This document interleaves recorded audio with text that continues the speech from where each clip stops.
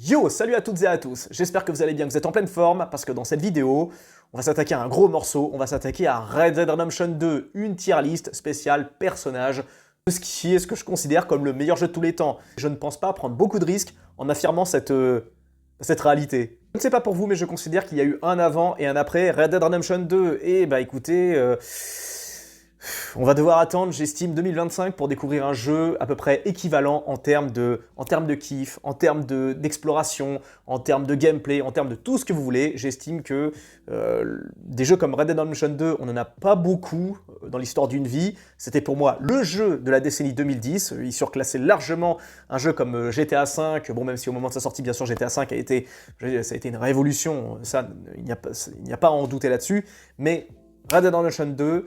ça avait cette plus-value, ça a apporté sur quelque chose auquel on ne s'attendait pas du tout. Parce que s'il y a bien un élément qui a bien joué dans la faveur de la postérité de Red Dead Redemption 2, c'est qu'on s'y attendait pas. On ne s'attendait pas à ce qu'il soit aussi bon, on ne s'attendait pas à ce qu'il soit aussi beau, on ne s'attendait pas à ce qu'il soit aussi puissant, on ne s'attendait pas à ce qu'il soit aussi bouleversant. Parce que je pense qu'on est nombreux à avoir versé quelques larmes par rapport à l'histoire de Red Dead Redemption 2, notamment via le protagoniste principal, Arthur Morgan. Sans aucun doute le meilleur personnage que l'industrie Rockstar nous aura présenté, et pourtant Rockstar nous a bien fait plaisir au cours de son existence. Mais j'avoue que Arthur Morgan, c'est vraiment le perso auquel on ne s'attendait pas. Un personnage que, quand on a découvert dans le trailer, rappelez-vous, on est nombreux à avoir réagi comme ça, parce que forcément, ceux qui ont joué à Red Dead Redemption 2 connaissaient très bien Red Dead Redemption 1, et pour nous, dans notre cœur, c'était John Marston avant tout.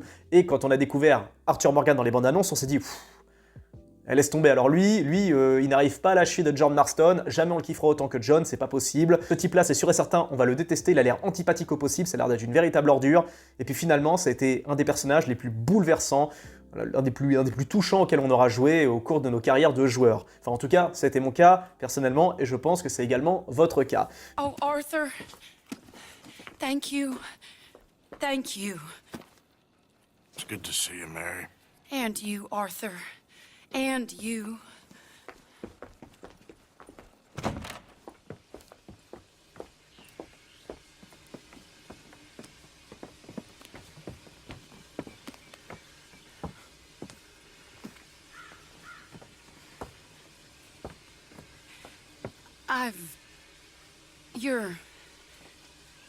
Oh, you'll never change.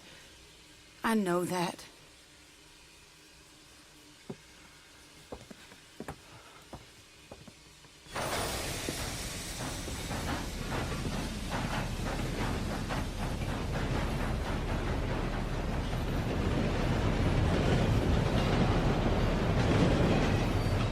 Donc, je vais pas insister là-dessus, mais on est tous d'accord pour dire que Red Dead Redemption 2 nous a marqué, nous a fait rêver. Et si vous êtes sur cette vidéo, c'est justement parce que ce jeu vous a fait rêver, vous a fait... En fait, je ne peux même pas résumer toutes les émotions que ce jeu m'a apportées, parce que vraiment, c'était une si grande surprise quand j'ai découvert. Je m'attendais vraiment pas à un tel niveau de perfection, parce que même encore aujourd'hui, le jeu n'a pas pris une ride, et comme j'en avais déjà parlé, chaque fois que je parle de jeu à mes potes gamers, on revient toujours sur la même conclusion, ce jeu avait au moins 10 ans d'avance, parce que 5 ans après sa sortie, plus de 5 ans après, le jeu est toujours aussi beau, il est toujours aussi propre, il est toujours aussi captivant. Pourtant, le jeu est sorti sur la fin de vie de la PS4, quoi. C'est quand même pas rien, c'est quand même un sacré exploit. Et le jeu a réussi à nous captiver encore plus que GTA V. Même si GTA V est un grand kiff, il nous aura pas autant touché que Red Dead Redemption 2, notamment via son protagoniste principal. En tout cas, si vous êtes un fan, vous n'allez pas être déçu, parce que regardez la tier list que je vous ai préparée, regardez-moi ce beau monde, regardez tout ce qu'on va traiter, regardez-moi ça. Bien sûr, il y en a certains, ça va être assez rapide, d'autres, je vais prendre mon temps, mais en tout cas, c'est des persos qui ont tous des choses à dire, des persos qui ont tous des choses à apporter, enfin, c'est des persos qui nous ont marqués, qui nous ont touchés, qu'on a détestés, enfin, on a ressenti des émotions diverses et variées par rapport à tous ces persos. Une chose est sûre, aucun d'entre eux, ou presque, nous aura laissé indifférents. Et je pense que même les persos les plus mineurs que vous verrez dans cette liste, la plupart d'entre eux vous auront marqué d'une manière ou d'une autre. En tout cas, regardez cette petite tier list. Alors, j'ai noté ça de cette manière. Alors, on aura Légende, Gâchette de l'Ouest, Brave, Victime, Cowboy, Bandit, Rat et pas d'avis. Parce que forcément, dans le lot, même s'il y en a certains que j'ai pris dans la liste, il y en a pour qui j'ai pas d'avis. C'est pas que je les aime pas, c'est pas que je les aime bien, c'est pas parce que voilà, pas d'avis, tout simplement. Alors, c'est parti, on va pas perdre de temps. Alors, écoutez... On va commencer par le premier, j'avoue que c'est un petit peu fouillé, j'ai gardé quand même le meilleur pour la fin, bien sûr, donc restez bien jusqu'à la fin de cette vidéo, vous n'avez pas le choix. Et j'en profite d'ailleurs, je vais vous harceler une dernière fois, si vous êtes nouveau sur la chaîne, ou si vous avez l'habitude de me suivre régulièrement, les gars, s'il vous plaît, abonnez-vous. Vous êtes plus de 60% à me regarder régulièrement sans être abonné. Je pense que vous pouvez faire mieux, je pense que vous pouvez simplement appuyer sur le bouton s'abonner, tac, ça ne vous coûte rien, ça m'apporte énormément, ça me pousse à continuer, ça me fait monter dans l'algorithme, ça me rend service, et si vous voulez voir d'autres vidéos sur Red Dead Redemption 2, d'autres critiques, d'autres vidéos d'analyse, etc., eh ben écoutez, abonnez-vous. Voilà, c'est tout ce que je vous demande. Si vous voulez voir d'autres vidéos comme ça, comme j'en ai déjà produit auparavant, des vidéos que j'estime être correctes, hein, d'autant plus que j'ai fait ça avec des moyens vraiment limités, et si vous voulez d'autres vidéos, parce que je compte pas m'arrêter à ça, bien sûr, quand GTA 6 va sortir, comptez sur moi pour être dans les starting blocks par rapport à ce jeu. Comptez sur moi pour des let's play, comptez sur moi pour des parties online avec quelques abonnés, comptez sur moi pour des vidéos d'analyse, etc., des rétrospectives. Bref, si vous voulez du contenu sur les jeux vidéo, sur le cinéma, sur tout ce que vous voulez, abonnez-vous. Merci à vous, allez c'est parti, je vous lâche la grappe, et encore désolé pour avoir accordé ce message à ceux qui ont l'habitude de me regarder, ceux qui sont abonnés depuis les débuts. Merci à vous les refs, merci infiniment de me suivre, hein. Je suis désolé mais je suis obligé, j'ai pas le choix. En tout cas, merci à vous tous, que vous soyez abonnés d'ailleurs, ou non.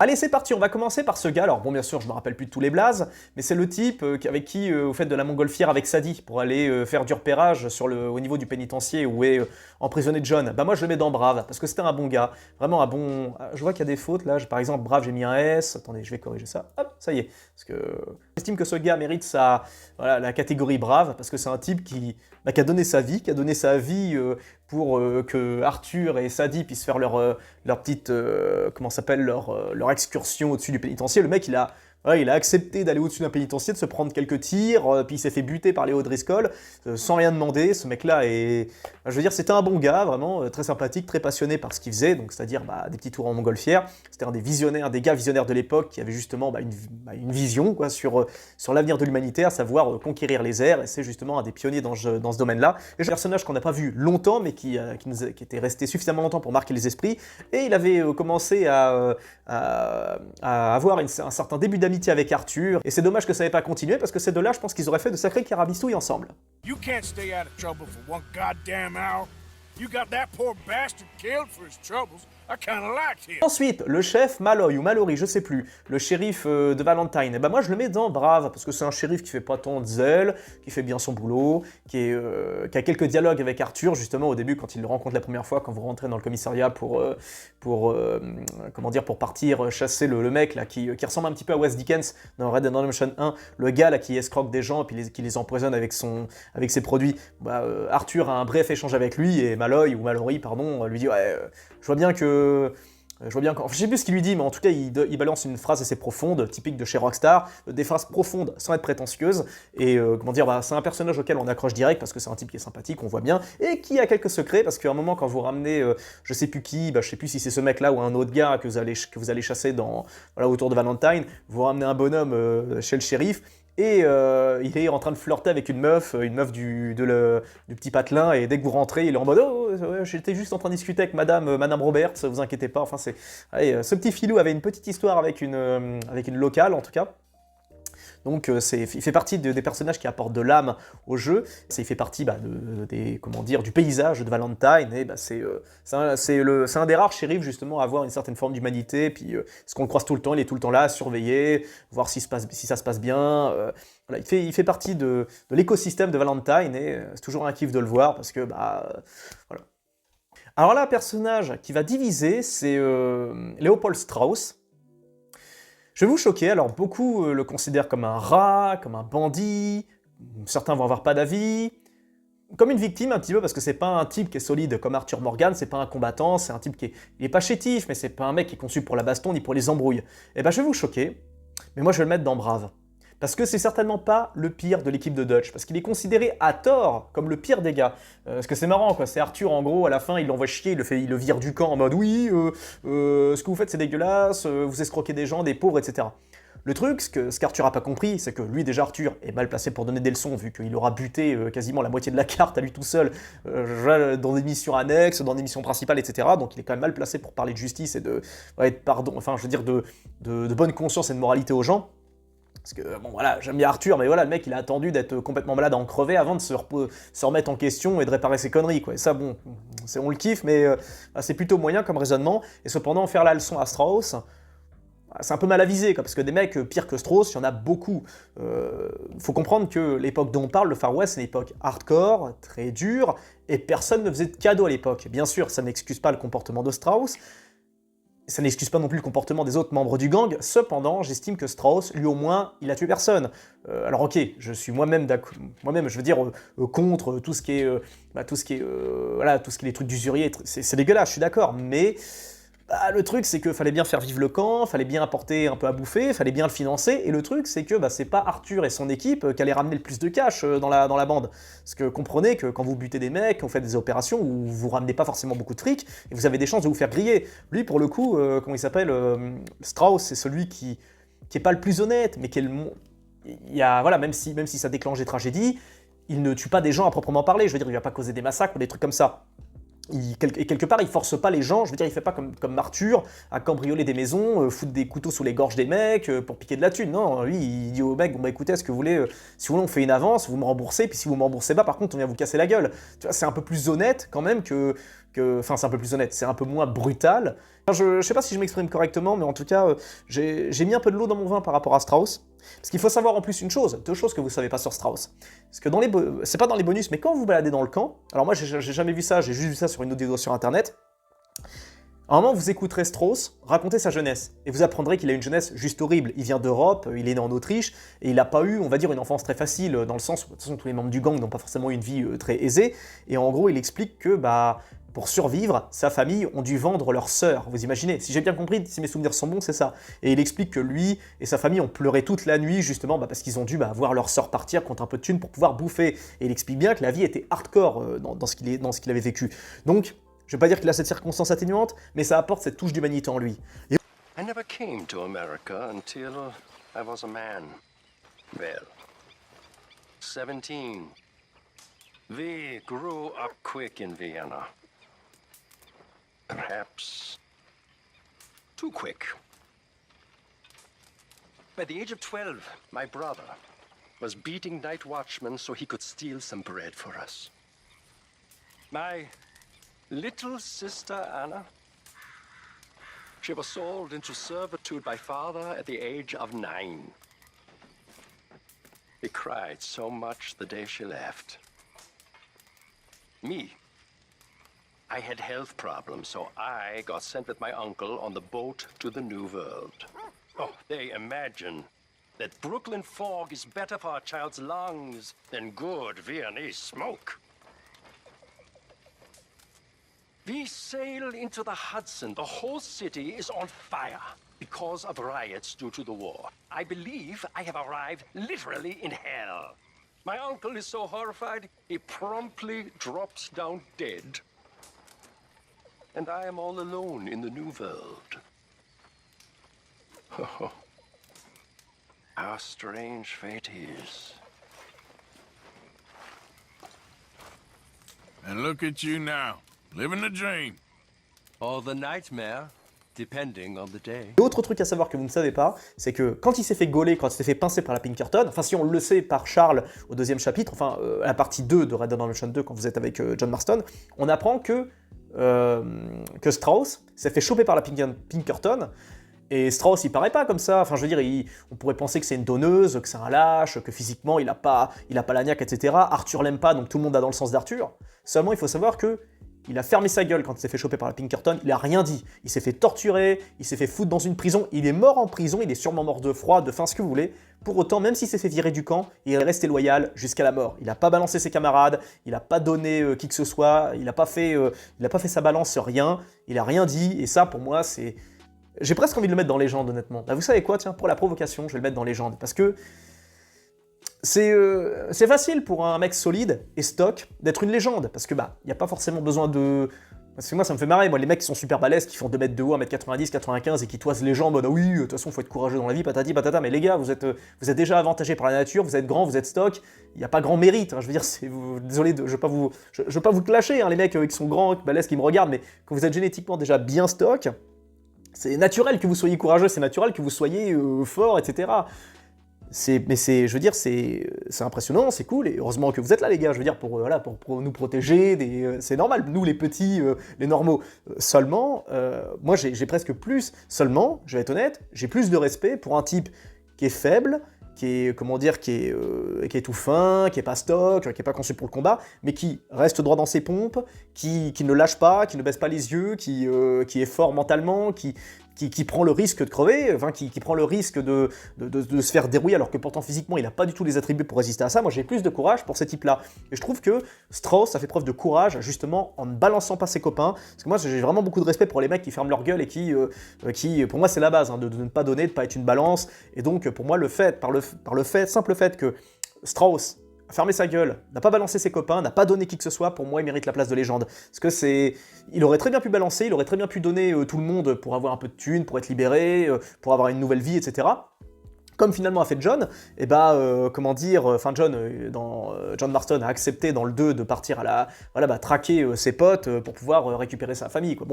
Lui, Strauss, même s'il n'était pas dans la même configuration, il a tenu bon, et je trouve ça respectable, surtout pour un physique comme lui, avec un physique, je veux dire, avec un corps chétif, pas conçu pour la force, pour le combat, etc. Bon bref, je vais pas me répéter, vous m'avez compris. En tout cas, moi je le mets dans légende, je sais que ça va faire diviser, mais je pense avoir des arguments qui tiennent assez bien la route par rapport à cette décision. Lui, je le connais pas, mais c'est le gars qui s'occupe de faire un bouquin sur les gunslingers, sur les gâchettes de l'Ouest. Et moi je vais le mettre dans Brave, parce que le gars, mine de rien, il prend des risques pour interroger les mecs qui étaient des gâchettes de l'Ouest, et quelque part, c'est grâce à des mecs comme lui, même si c'est pas lui aussi comme Strauss, c'est pas un guerrier, c'est pas un combattant, mais c'est lui qui permet de conserver des traces d'histoire, qui conserve, on va dire, les traces, hein, des mecs qui ont fait l'Ouest en quelque sorte. Donc on lui doit quand même, avoir une bonne place, parce que grâce à lui il a produit un beau travail d'archivage en récoltant, via Arthur, hein, bien sûr, en récoltant les photos, les témoignages de Bill Midnight, de Boy Calloway, ou tous ces mecs là, quoi. Donc moi je note dans Brave quand même, c'est un bon gars. Joseph Trelawney, écoutez, même si en soi il a pas grand fait d'armes en soi, il a pas, comment dire, tu vois, c'est pas un guerrier, c'est pas un type qui casse des bouches, ni rien, je vais le mettre dans Légende quand même, parce que Trelawney, il a quand même cette particularité d'avoir sa personnalité, d'avoir son... En fait, à chaque fois qu'il apparaît, on le retient tout de suite, et c'est un type qui... Moi j'aime bien, parce que c'est un mec qui vient un peu de la haute bourgeoisie, ou qui vient d'un monde assez éduqué. On voit bien qu'il vient d'un monde quand même, qui vient peut-être pas de la haute directement, mais il a des connexions dans le monde culturo-mondain. Et pourtant, il a cette capacité également à se mélanger et à vivre avec le crew du gang. Donc, ce qui fait qu'un jour, vous pouvez le voir autour d'une table avec des hauts dignitaires de l'Ouest. Alors, il est habillé avec sa queue de pie, son beau costard 3 pièces, etc. Et puis, le soir, il va dormir à même le sol, dans le camp de Dutch, au milieu de tout le monde, et à taper des mains pendant que Javier fait du banjo, je sais pas quoi. Enfin, j'aime bien sa personnalité, même si c'est lui qui pense les coups, etc., qui est sur les bons tuyaux. C'est pas un guerrier, mais il a ce truc, il a cette personnalité, puis il a cette capacité d'adaptation, cette intelligence, c'est pour ça que je le mets dans Légende. Qui on a, je me souviens plus de son blaze, mais c'est le mec qui est dans la gare de Rhodes et qui donne des tuyaux par rapport au braquage de diligence, etc. C'est le mec qui bosse au train.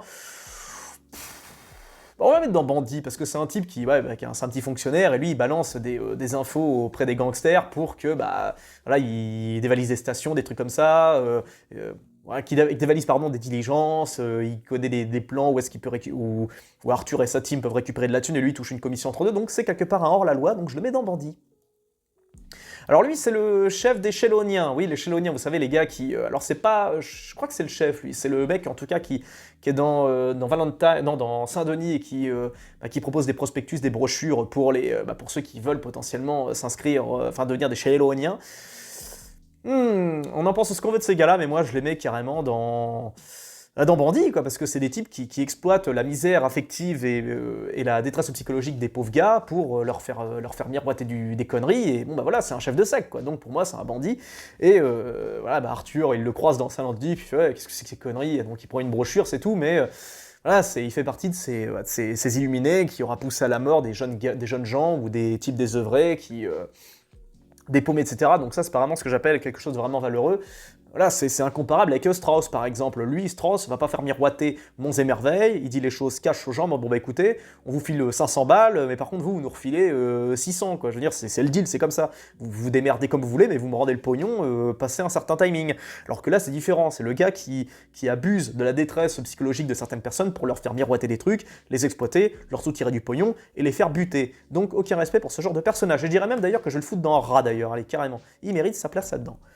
The one true American's religion, the one true Bible that was handed down 100 years ago, this year, to our prophet from above. You actually believe this shit? Alors là, qui c'est? Bah là, écoutez, c'est un peu loin, j'ai du mal à distinguer, mais je crois que c'est Billy Midnight. Cowboy. Alors, ce cowboy, c'est peut-être pas le terme exact. Ah non, Gâchette de l'Ouest, je suis bête. Bah non, Gâchette de l'Ouest, parce que c'est un gunslinger.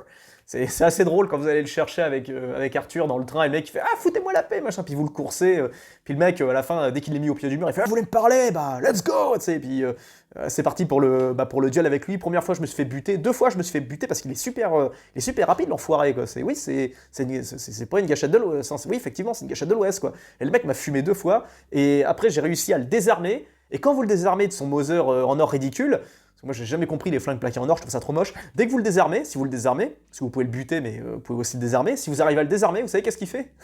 Il sort un Kettleman de sa poche, il vous regarde, il se fout une balle en pleine tête, quoi. C'est wouh, vénère, quoi. Donc, à Gâchette de l'Ouest, quoi.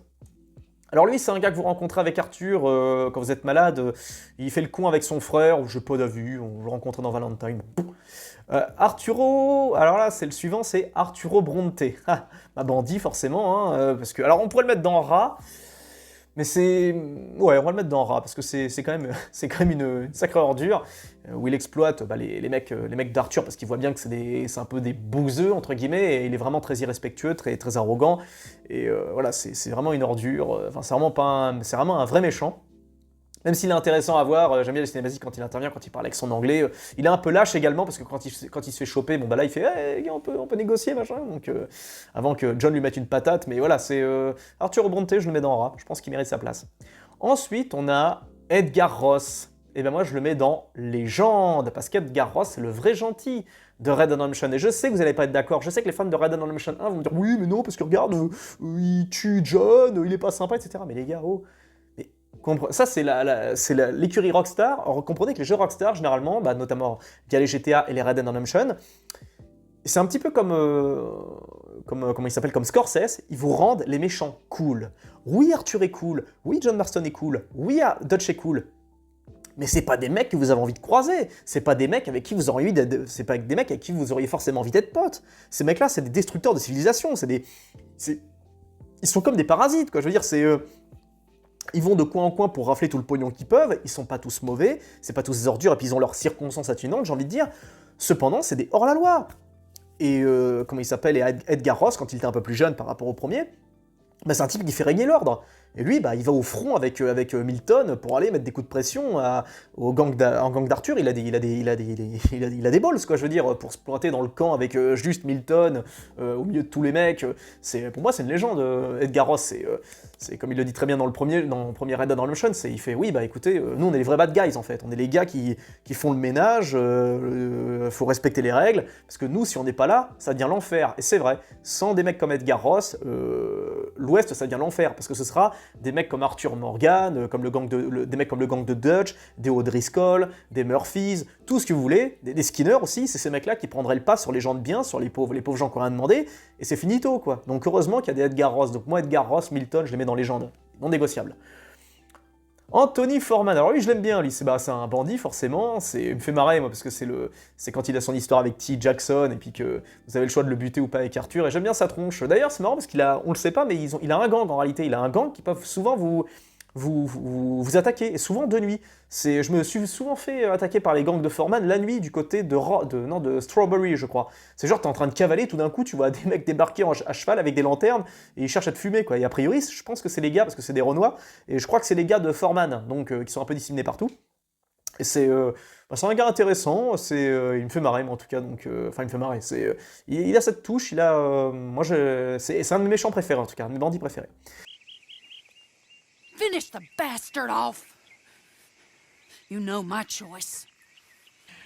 Sadly, I agree with you. Sorry, partner. We can't take no chances with the likes of you. Alors lui, je me souviens plus de son blaze, mais c'est le jeune fils de Thomas Downs, celui qui se fait donc le fils de celui qui va créer ce qui va se passer avec Arthur. Et bon, bah, c'est un brave gars, parce que bah, il lit ses bouquins, il fait sa petite vie normale. Bon, son père se fout dans la merde avec des dettes, c'est comme ça. Et puis bah voilà, quoi, je veux dire, son père il meurt, et puis bah faut qu'il se barre avec sa mère. Et on voit bien que c'est un petit intello, c'est un petit jeune qui lit beaucoup. Puis bon, bah il se retrouve à bosser dans les mines, comme un esclave. Il se fait bolosser par les collègues de travail. Enfin, il a une vie horrible. Ouais, il commence vraiment à avoir une vie hardcore. Et pour moi, bah, je le mets dans brave, parce que c'est un jeune gars qui a rien demandé, qui se retrouve bah, dans la misère de l'Ouest. Et il fait comme il peut pour survivre, lui et sa mère. Lui, je me souviens plus de son blaze, mais c'est le mec qui rachète la broche au père de Mary Linton, et lui, je le mets dans rat, parce que c'est vraiment c'est pas un usurier, mais c'est un homme d'affaires, vraiment Là, on sent que ce mec, c'est un pourri, quoi, donc il mérite sa place de rat, parce que c'est le mec qui rachète la broche pour pas cher au père de Marie, et puis on voit bien que c'est un type qui est véreux, et à un moment, bah, vous allez justement récupérer la broche avec Arthur, donc vous le coursez dans sa diligence, et vous avez le choix justement de récupérer la broche, et dès que vous demandez, ouais, rendez-moi la broche, alors il essaie de négocier, il est par terre, en mode victime, ouais, je vous la vends pour $50, quoi. Le mec, même au point de se faire buter, le mec il veut encore négocier, quoi. Puis je me souviens quand j'étais avec Arthur, moi je le rachète pas, c'est mort, et je voulais voir comment il allait réagir, donc je lui mets un pain dans la gueule, enfin un coup de talon, je fais attends, qu'est-ce que tu me fais, 50 balles pour une broche, tu rigoles ou quoi? Il fait ouais, $25, tu vois. Je me dis c'est encore trop cher, bam, je lui mets un coup dans la tronche encore, et finalement il balance, fait take this damn broche. J'ai presque eu de la peine pour lui après qu'il ait la tronche tuméfiée. Et après, je l'ai buté. Bon, bref, c'était pas sympa. D'ailleurs, j'ai perdu en honneur quand je l'ai fumé, juste après ça. Et après, j'ai refait sans le buter, en achetant, et je gagne de l'honneur. Mais je vois que il te balance la broche, comme si t'étais un vulgaire manant. Et après, je l'ai rebuté, quoi. Mais sinon, j'ai reperdu de l'honneur. Mais au moins, j'ai pas descendu dans la barre. Mais c'est vrai que ce gars, c'est un type qui aime l'argent, véreux, et pas forcément très sympathique. Là, on a qui? On a Beau, je sais plus quoi, bah, on va le mettre dans Brave, c'est le jeune gars qui a un flirt avec... alors, il c'est Beau Grey, et il a un flirt avec... c'est quoi leur blaze, déjà? C'est... Bref, ouais, voilà, c'est ça, c'est la fille Braithwaite, la petite jeune, bah écoute, pas grand chose à dire sur lui, juste brave, c'est un bon gars, qui vit sa petite love story avec la jeune Braithwaite, donc voilà. Alors là, je suis désolé, mais je crois que c'est trop loin, mais j'arrive pas à déterminer, mais je crois que c'est le peintre français qui est tout petit, qui fait des peintures scandaleuses sur Saint-Denis. Je vais le mettre dans Bandit, quoi, parce que je pense que ça nous fait pas trop honneur à nous les Français, parce que ça montre le gars qui est obsédé par le cul, qui sert toutes les meufs qu'il peut. Bon, il est marrant, hein, surtout quand il fait le duo avec Arthur, mais c'est pas forcément un... Ah, peut-être Bandit, c'est peut-être exagéré. Victime, peut-être pas non plus. Ouais, Bandit quand même, Bandit, parce que c'est une autre forme de banditisme, quoi. Je veux dire, le mec, il fait l'atteinte à la morale, l'atteinte à la pudeur. Alors après, ça dépend de quel angle on voit ça. Si on est anglo-saxon, si on est protestant, ça peut choquer. Si on est un peu délire latin, etc., comme moi, bon, bah, ça me choque pas. Mais bah, je sais pas où le mettre, en fait. Donc, je vais pas le mettre dans victime, quand même. Je vais pas le mettre dans brave, non plus. Où est-ce que je le mets? Je vais pas le mettre dans légende, quoi. Oh, puis si, allez, vas-y, légende, allez. Rigolons un peu légende, parce que bon, c'est vrai que ces peintures, c'était osé à l'époque. Fallait oser, fallait avoir des couilles. Donc, rien que pour ça, je le mets dans légende. Parce que c'est vrai que, bah, en plus, bah, c'est un peu comme il s'appelle, comme Strauss, quoi. Le mec, il a pas un physique avantageux, pour autant il tente des trucs, il tente des dingueries, et c'est tout à son honneur. Oh, qui c'est qu'on a là? On a le gros lard de la ferme de porc. Ah, là, c'est Bandit, quoi, je veux dire, ou plutôt rat, parce que c'est le mec là qui escroque avec... Après, il a des circonstances atténuantes, parce qu'on sait qu'il a morflé quand on se rencarde un petit peu dans la ferme, quand on fouille un petit peu, on voit que le mec, ses parents ne devaient pas lui faire de cadeaux à lui et sa sœur, et ça a dû les rendre cinglés, frappe à dingue. Cependant, ça reste des méchants, quoi, tu vois. Ils escroquent les pauvres, voilà, ils entreposent leurs cadavres dans une espèce de... Comment ça s'appelle? Dans une espèce de fosse commune, c'est dégueulasse. D'ailleurs, si vous attachez la meuf, sa sœur, et que vous l'emmenez au niveau des cadavres, dès que vous la déposez, elle fait « Non, je veux pas être là, s'il vous plaît, pitié, maman, je suis désolé ». Ça fait partie des subtilités de Red Dead Redemption 2. Ce que je fais, c'est qu'à chaque fois, dès que je rentre, je fous un taquet à la meuf, je l'attache, je bute son frère pour entendre sa réaction, donc elle hurle « Non !» C'est parce que vous butez son frangin, et après, bah, vous l'emmenez donc là où il y a tous les cadavres pour voir sa réaction, puis après, vous en faites ce que vous voulez. Je l'ai encore jamais emmené en cabane, mais je pense que si vous l'emmenez en tôle, je pense qu'il l'enferme. Là, c'est le révérend, je sais plus comment, mais c'est un prêtre, je crois, qui est dans Saint-Denis, que vous aidez. Bah, je le mets dans brave, quoi, normal, parce que c'est un type qui aide les pauvres, qui fait vœu de piété, etc. Donc brave, normal, bon gars. Catherine Braithwaite, bah, naturellement, je la mets dans Bandit, parce que ça reste une hors-la-loi qui règne, qui elle et son équipe de fils. C'est des mecs qui sont restés coincés à l'époque de la guerre des sécessions, ils ont Keblo sur la période, et ils font pas régner le chaos, mais je veux dire, c'est eux qui empêchent le monde de Rhodes d'avancer, quoi. Ils sont restés coincés en 1160 et faut évoluer, quoi. Et eux, c'est un peu des réactionnaires, un peu hardcore, donc... puis bon, je veux dire, ils font pas de cadeaux, ils méritent. Puis bon, voilà, j'ai rien de ouf spécialement à dire, mais en soi, quelque part, elle escroque la bande de Dutch, parce que Dutch, c'est pas des anges, mais bon, c'est vrai qu'elle est pas mieux non plus, quoi, par certains aspects.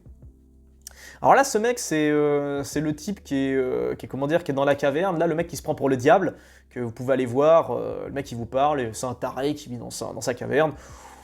Je n'ai pas d'avis, mais ça fait partie des petits easter eggs de Red Dead Redemption 2.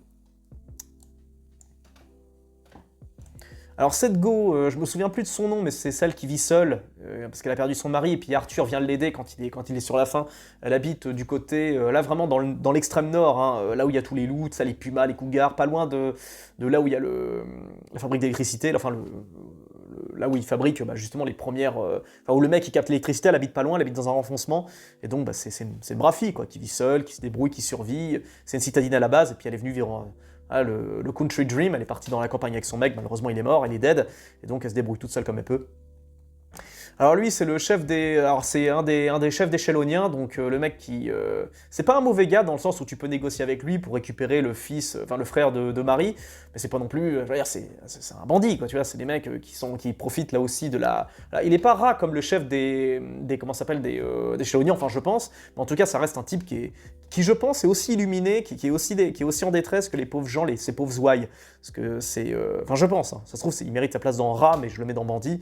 J'ai un avis à peu près positif avec lui parce que j'ai pu négocier avec lui pour récupérer le gamin, donc on peut encore tchatcher avec lui. Bon bref, je le mets là-dedans, quoi. Alors elle, c'est la dame qui s'occupe des dinosaures, qui cherche les dinosaures, je la mets dans Brave parce que elle fait un beau travail de recherche pour retrouver les petites bestioles qui arpentent, c'est un peu la John Hammond d'avant l'heure. Pour ceux qui ont la référence avec Jurassic Park, hein, film vaguement populaire sorti en 1993 et qui parle de dinosaures. Bien sûr, je suis ironique, c'est de l'humour hein, quand je dis film vaguement populaire. Jurassic Park d'ailleurs, c'est quand même très tragique de voir à quel point la licence s'est effondrée. Je veux dire, il n'y avait vraiment qu'un seul bon film, un peu le 2, puis ça s'arrête là. Bref, je ne vais pas me lancer dans le sujet, mais en tout cas, c'est intéressant d'avoir la présence des dinosaures, des ossements de dinosaures dans le jeu. Ensuite, là, on a... alors ça, c'est la femme de Thomas Downs, la pauvre. Bon, elle mérite sa place dans Brave, hein, à côté de son fils. Parce qu'elle essaye de s'en sortir comme elle peut, puis bon, c'est une vie qui est dure, une vie qui est horrible, et puis elle est obligée de se résoudre à la prostitution, puis donc on voit qu'elle chope des maladies, etc., que sa peau commence à être enflée de boutons, parce que les mecs doivent lui refiler des trucs, parce que ça c'est la tragédie des femmes, hein, les femmes sont très sensibles aux maladies, ce genre de choses, donc ça montre bien la réalité, l'horreur, le côté sordide de l'époque, où vraiment ça ne faisait pas de cadeaux, où l'Ouest, c'était vraiment un territoire impitoyable, et effectivement tout était régi par le pognon, par la force... C'était vraiment hardcore comme monde, et la femme de Downs nous rappelle à quel point c'était un univers qui était juste impitoyable quand vous perdiez justement celui qui était censé vous nourrir. Alors lui, je le rappelle plus, mais je sais qu'il traîne avec Eagle Flies, donc je vais le mettre dans Brave, parce que ça a l'air d'être un bon gars. Lui, je sais pas qui c'est, on a dû le rencontrer à une soirée avec le maire, le mieux je crois, à Saint-Denis, j'ai pas d'avis. Alors ça, c'est la pauvre fille... je la mets dans victime, hein, là, elle mérite sa place. La pauvre fille Braithwaite, pas pour montrer à quel point c'est des dégénérés, les Braithwaite, ils mettent cette gamine dans une cabane abandonnée. La pauvre, elle est toute seule, je veux dire, là, elle compte, elle chante, elle est complètement folle, parce qu'elle a un bec de lièvre, elle est imprésentable socialement, donc ses ordures la mettent de côté, ils refusent de s'occuper d'elle. Et quand la famille Braithwaite meurt, et qu'on revient après, on s'aperçoit qu'elle est morte de faim, quoi. Elle est morte, c'est terrible, quoi. Franchement, c'est vraiment une vie de souffrance pour cette pauvre gamine, quoi. Donc je la mets dans victime parce qu'il n'y a vraiment pas d'autres mots. Pauvre fille, quoi. Vraiment, ça me fait mal au cœur d'y penser parce que je pense que ce genre d'histoire, c'était loin, très loin d'être anecdotique dans ce genre de période. Là-bas, quoi. Alors ça, c'est le maire le mieux de Saint-Denis. Lui, il mérite sa place dans Bandit, carrément. Vous êtes son homme de main avec Arthur. Il mérite carrément sa place de Bandit. Homme charismatique, intelligent et...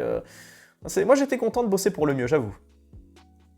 Lui, je me souviens plus de son blaze, mais c'est le mec qui participe à la libération de Guarma, et qui libère Dutch et son équipe, donc il mérite largement sa place dans Légende, parce que quand même, le mec, à lui tout seul et ses refs, il se ligue contre les forces en présence sur l'île de Guarma, donc il en faut pour ça, donc il mérite sa place dans Légende. Karen Jones, alors je la mets dans Victime, parce que c'est une pauvre fille qui a pas eu de chance, quoi, je veux dire, qui a sombré dans l'alcoolisme. On apprend qu'elle est morte de son alcoolisme. Et ça me fait de la peine d'y penser, donc je la mets dans Victime, parce qu'elle a été victime finalement de la folie des hommes, hein, victime du gang de Dutch, parce que s'est laissée embarquer, c'était une jeune fille paumée un petit peu, et c'est malheureux de voir qu'une nana aussi jolie, puis aussi sympa qu'elle, est sombrée là-dedans, donc ouais, je la mets carrément dans Victime, hein, parce que... la femme de Dons, on aurait pu la mettre dans Victime, mais bon, comme elle se fait sauver à la fin par Arthur, puis qu'elle se débrouille comme elle peut, d'un côté, c'est aussi le cas de... c'est vrai, je vais les mettre dans Victime plutôt, ouais, finalement. La mère Downs, c'est son fils. Ils méritent leur place de victime parce que, vraiment, c'est encore pire que pour Karen. Là, ils ont perdu leur mec, ils ont perdu leur thune, ils ont perdu leur maison, c'était pas drôle. Qu'au moins, Karen, elle avait toute l'équipe autour d'elle, du moins, pendant qu'elle était encore là. Mais bon, c'est triste de la voir, au fur et à mesure du jeu, sombrer dans l'alcoolisme, et c'est vraiment tragique. Alors lui, c'est le type c'est un des gars qui, lui, il a perdu sa jambe ou son bras. C'est trop loin, mais je crois que c'est le mec de Rod. C'est le mec qui a fait la guerre de sécession, avec qui vous pouvez parler un petit peu. Donc je le mets dans Victime, parce que, victime, quoi, le pauvre. Là, Lenny, je le mets dans Brave, parce que c'est... Alors, peut-être pas dans Légende quand même, parce qu'il était trop jeune, pas dans Cache de l'Ouest, parce qu'il était pas non plus assez fort, mais Brave, parce que c'est pas un mauvais gars, c'est pas un mauvais bougre, et malheureusement, il se fait buter par les hommes de main de la Peggygerton. Enfin, c'est un bandit quand même, hein, mais bon, il mérite quand même sa place dans Brave, parce que, en soi, c'était pas un mauvais bougre. L'oncle, je le mets dans Légende. Hein. Parce que, alors, il y avait des rumeurs comme quoi c'est lui, en réalité, le premier Red Harlow, mais en fait, a priori, c'est pas lui, mais en tout cas, moi, je le mets dans les jambes parce qu'il nous fait bien marrer. Parce qu'il est là, finalement, il est là tout le temps. Première partie de Red Dead Redemption 2, deuxième partie, troisième partie, enfin, Red Dead Redemption 1. Moi, je l'aime bien, l'oncle, hein, il me fait marrer, il sert à rien, c'est un bon à rien, il n'a aucune utilité, il n'a aucune valeur ajoutée, mais bon... il fait partie un petit peu de ces éléments de vie dans le camp, et celui justement qui rend le camp, qui apporte ce côté... il apporte un peu cet élément de drôlerie, et c'est toujours marrant de voir les interactions entre lui et Arthur. Quand Arthur vient le clasher, c'est toujours drôle. Ow! Oh, oh! Careful not to work yourself to death there, Uncle. I was thinking. Yeah, does it pay well? Oh, eventually. So, while the rest of us are busy stealing, killing, lying, fighting to try to survive, you get to think all day. Well, it's a strange world we live in, Arthur Morgan. Hey, you wanna head into town? See if we can find anything out? Sure, I got some errands to run. Great. Go check the horses are ready. Ça, c'est l'armurier de Saint-Denis, j'ai pas d'avis sur le bonhomme. Malgré le fait que c'est un petit margoulin qui planque un jeu à tripot au-dessus de son armurerie, il touche un petit billet pour que ça se fasse en silence. Elle, c'est la prostituée qui nous sort dans Valentine, que vous chopez un soir dans sa chambre. Enfin, elle vous appelle parce que, soi-disant, se serait défendue contre un gars qui aurait cherché à la buter. Moi, je la mets dans Bandit parce qu'il paraît que c'est pas vrai. Elle a juste buté le mec pour lui piquer son fric. Alors après, est-ce que c'est vrai, c'est pas vrai, on n'en sait rien. Tout ce qu'on sait, c'est qu'elle finit... Voilà, par le chef Malloy, ou Mallory, pardon, je me rappelle jamais de son blaze. Donc je l'avais dans Bandit, parce que tout le monde considère que c'est une bandit, mais bon, après, moi j'ai un peu du genre, forcément, moi, les demoiselles en détresse, tout ça. Est-ce que c'est vrai? Est-ce qu'elle était vraiment attaquée par ce mec? Est-ce que c'est est-ce que c'est un bandit? Est-ce que c'est une fille qui a vraiment voulu buter ce mec pour l'argent? On ne sait pas. Je pourrais dire que j'ai pas d'avis, mais je vais le mettre dans Bandit, histoire de équilibrer un petit peu. Donc voilà. Lactivitus Cornwall. Alors lui, dans quoi je le mets? C'est une bonne question. Est-ce que je le mets dans Brave, parce que c'est un type qui fait tourner l'industrie, etc. Est-ce que je le mets dans Victime, parce qu'il se fait victime par Dutch et compagnie? Ou est-ce que je le mets dans Bandit, voire dans Rat, étant donné que quelque part, il exploite la population locale? Ah, c'est compliqué, c'est vraiment compliqué de déterminer. Parce que d'un côté, j'ai du respect pour les industriels qui font avancer la civilisation, et de l'autre côté, j'ai pas de respect non plus pour les capitalistes hardcore qui payent leurs ouvriers au lance-pierre, comme on voit bien que c'est le cas dans la mine. J'ai pas d'avis. Allez, je vais pas prendre de risques, hein, je vais pas prendre de risques, je le mets dans pas d'avis. Ça, c'est... voilà. Alors elle, c'est trop loin, mais je vois pas qui c'est, mais je crois que c'est une fille qui vient vous tchatcher quand vous faites un feu de camp du côté de la forêt de Lemoyne, je pense. Parce que je crois qu'il y a un moment comme ça où vous faites un feu, puis il y a une nana qui vient vous trouver, qui vient se réchauffer avec vous, puis finalement, c'est une ermite, c'est une folle, et elle finit par se casser. J'ai pas d'avis, donc je la mets là. Alors lui, c'est, je me souviens plus de son nom, mais c'est le gars que vous devez aller chercher dans la caverne vers Strawberry. Je le mets dans Gâchette de l'Ouest parce que lui, putain, il m'a buté je sais pas combien de fois, quoi. Vous allez le chercher avec Arthur dans la mine, et 2-3 fois je me suis fait fumer, quoi. Il est encore pire que comment il s'appelle, que Calloway, que tous ces gars-là, que Billy Midnight. J'ai bien galéré à le fumer, ce gars-là, donc je le mets dans Gâchette de l'Ouest. En fait, faut même pas le tuer, faut le désarmer, quoi. Alors là, qui on a? Alors là, c'est le père de Mary Linton. C'est voilà, un vieux bourgeois aigri qui déteste son fils, qui a délaissé sa fille, qui revend la broche de sa femme. Bref, c'est une véritable ordure, je le mets dans rat, il mérite pas mieux. C'est vraiment le type qui a toujours rejeté Arthur, qui pourrit la vie de son fils, qui le traite de bon à rien. Enfin, j'aime pas ce personnage. J'ai de la peine pour lui, puis en même temps, je le déteste, donc je le mets dans rat. Il fait bien la paire avec le mec à qui il vend la broche. Hein. C'est vraiment deux pourris, deux rats des villes, ils méritent bien leur place, ces deux-là. Mary Linton, forcément, bah elle, c'est victime directe, hein, la pauvre fille, quoi, vraiment, la pauvre meuf qui aurait dû avoir une vie avec Arthur, qui aurait dû finir mère de famille, qui aurait dû avoir des enfants, qui aurait dû avoir une vie normale, puis bon, bah, qui a été malheureusement embarquée dans... C'est une tragédie, sa vie. Hein. La vie de Mary Linton est presque aussi tragique que celle d'Arthur. Une jeune femme, enfin une femme avec qui a eu sa jeunesse volée, qui a, comment dire, qui s'est laissé embarquer là-dedans, qui a été sous l'influence de son père, et puis finalement, bah... Tout ce qui reste à la pauvre, c'est voilà, elle a perdu son mari, celui avec qui elle s'est mise ensuite, Arthur, bah, c'est pas possible. Enfin, rien que d'y penser, ça me serre la gorge quand je pense à cette pauvre Mary Linton. Elle, à ce qu'elle et Arthur auraient pu vivre. Voilà. D'ailleurs, je vous invite à regarder ma vidéo, ceux qui l'ont pas vu, le tragique destin d'Arthur, n'hésitez pas à checker cette vidéo, justement, je parle un peu plus d'elle et sa relation avec Marie. Pour ceux qui veulent justement se faire souffrir l'âme, n'hésitez pas à checker cette vidéo. Alors là, c'est, comment il s'appelle, lui? C'est Magnifico, le nain, là, ou la personne de petite taille, comme on dit, qui est tout petit, qui fait des... Moi, j'ai pas spécialement d'avis sur le bonhomme, hein. C'est juste un phénomène, un peu taré. Lui et son équipe, de toute façon, bon, voilà, je le mets là-dedans. J'ai fait une erreur, le mec que j'ai mis là-haut, c'était pas Billy Midnight, c'était un autre mec. Le voilà, Billy Midnight, voilà la vraie photo du mec. Et excusez-moi, je me suis planté, c'est juste que je vois pas assez, mais regardez, c'est assez ressemblant. Hein. Je me demande si c'est pas les mêmes, quoi. Franchement, je me demande si c'est pas les mêmes bonhommes. Bon, je le redescends, hein, mais en tout cas, voilà, Billy Midnight, là, c'est une photo là où je sais que c'est lui, quoi. Donc, les gens de l'Ouest. Excusez-moi pour le petit défaut, pour le petit problème. Alors là, c'est... Personne ne la connaît, mais c'est une pauvre ermite qui vit seule dans sa cabane, dans le nord de Strawberry, près du camp des O'Driscoll.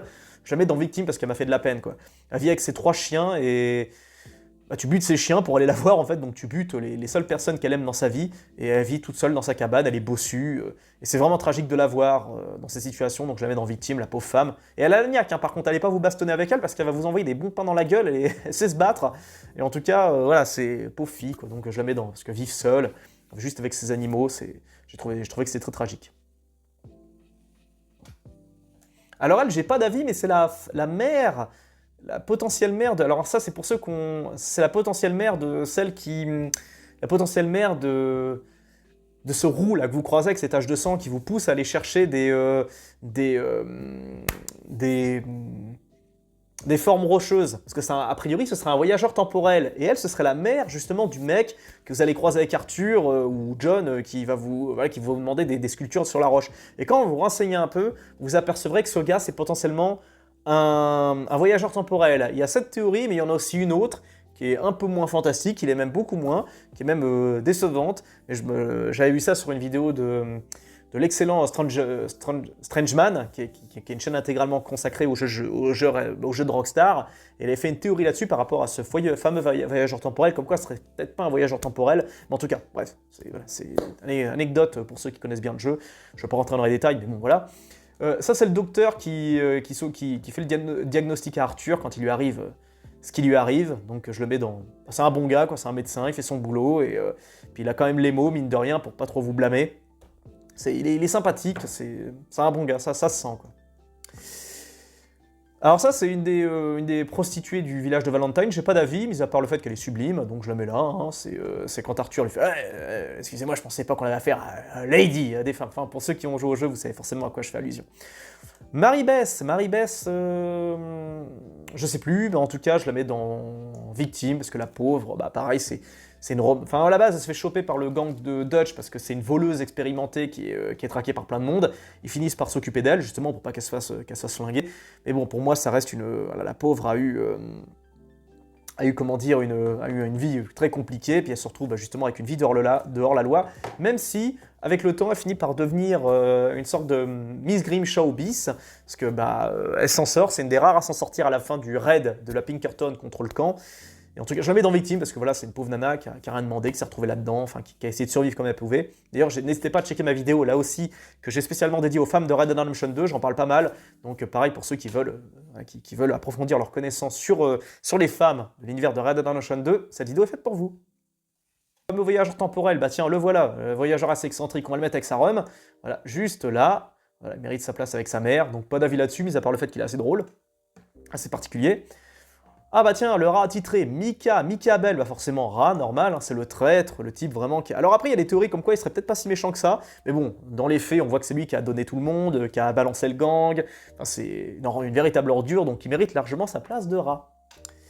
Là, c'est le père de Eaglefly, je le mets dans brave, parce que c'est un brave gars qui essaye de sauver son fils, qui essaye de le motiver pour ne pas aller se friter contre les militaires, il a essayé de sauver son fils comme il a pu. Voilà, c'est un bon chef indien qui essaye de s'en sortir, qui essaye de survivre, et qui essaye de faire survivre son clan. Qui a essayé du moins.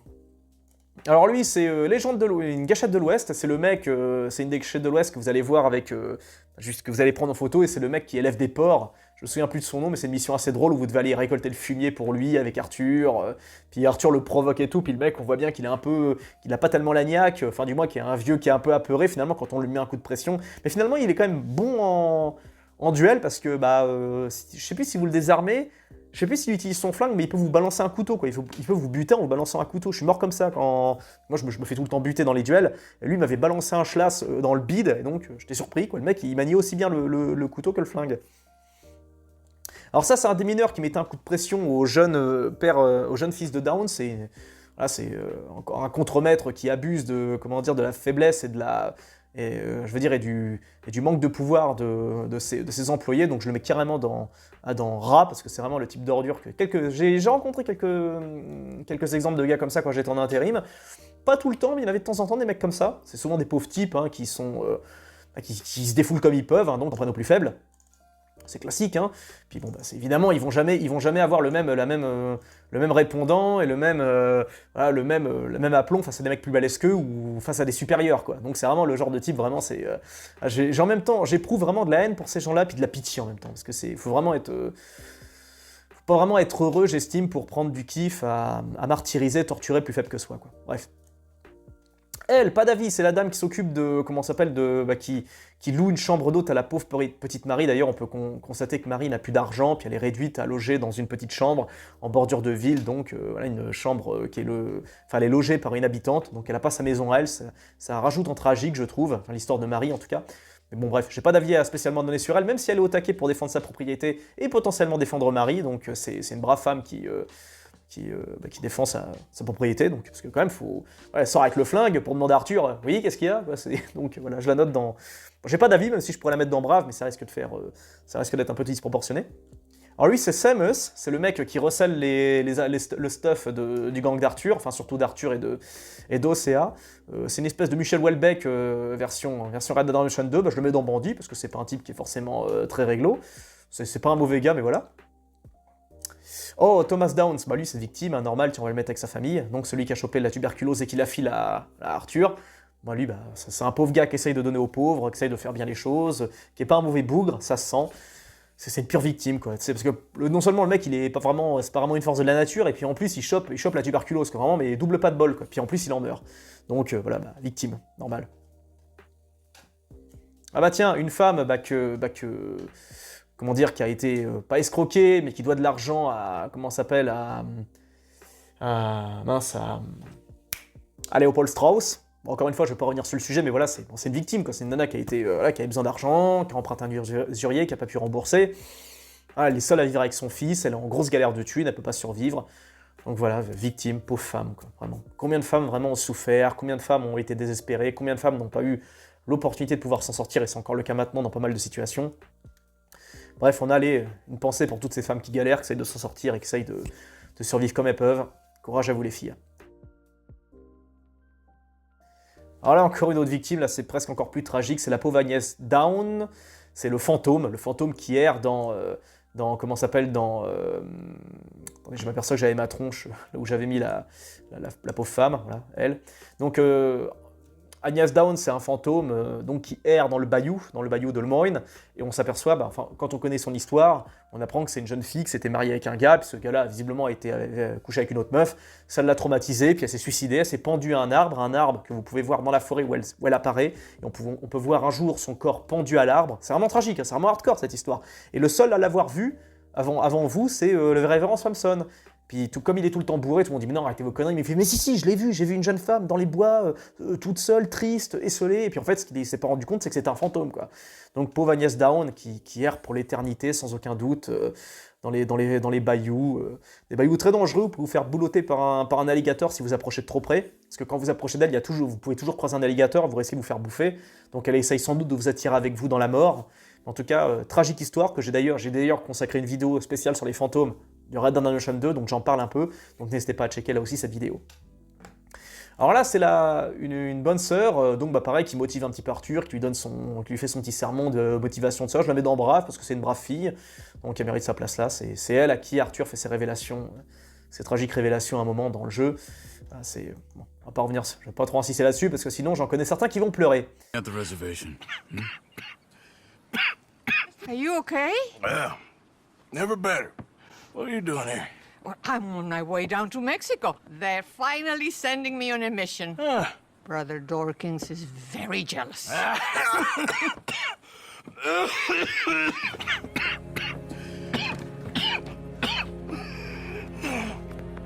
What's wrong?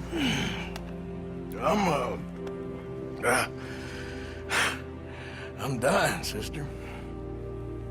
Là, on a Jim Ball Calloway, alors la gâchette de l'Ouest. Alors il est un peu trop porté sur la bouteille, mais toujours très bon dans le duel, avec qui Arthur se fritera.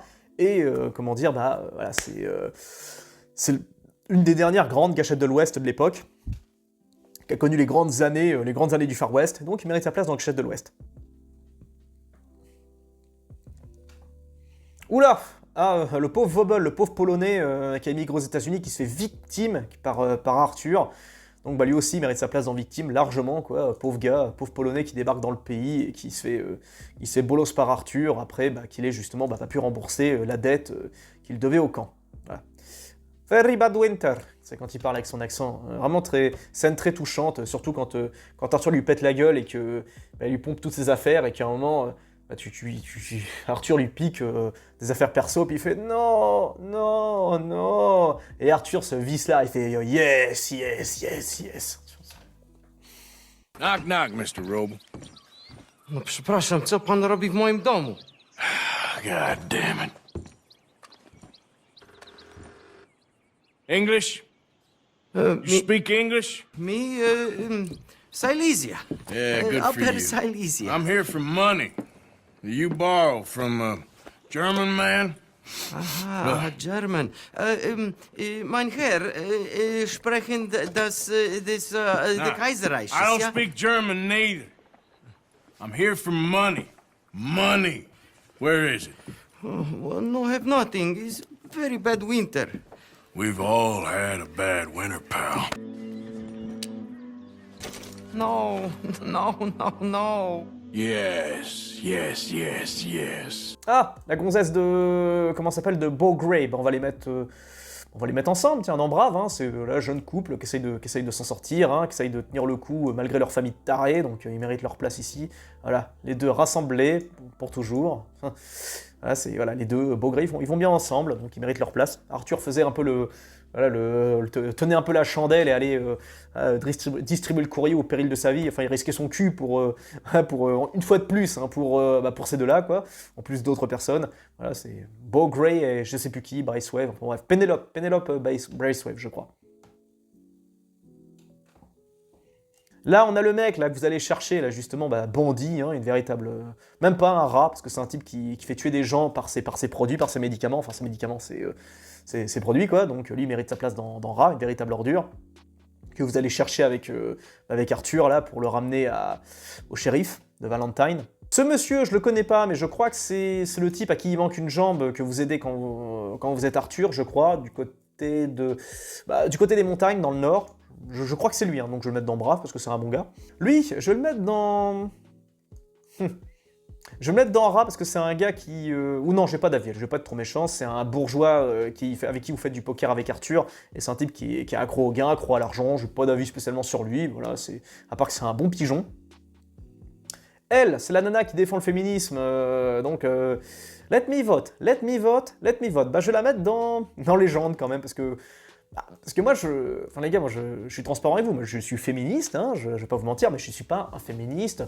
Attention, hein, je veux dire, je vais pas vous bloquer, tout de suite vous me dites « Oh, t'es qu'un sale féministe, machin, etc. » C'est pas ce que fait le féminisme à notre société, etc. Non mais les gars, je suis pas complètement con, je vous demande de pas être juste complètement binaire, il y a féminisme et féminisme. Et là, je suis désolé, ce que faisait cette meuf à l'époque, c'était incroyable. Parce que les nanas à l'époque avaient des conditions juste horribles. En fait, comprenez que quand vous étiez une femme à l'époque, enfin jusqu'à encore assez récemment, hein, jusqu'à dans les années 50, 60 peut-être, les femmes servaient qu'à deux choses, à s'occuper de la maison et faire des gosses. C'était leur fonction, leur fonction globale.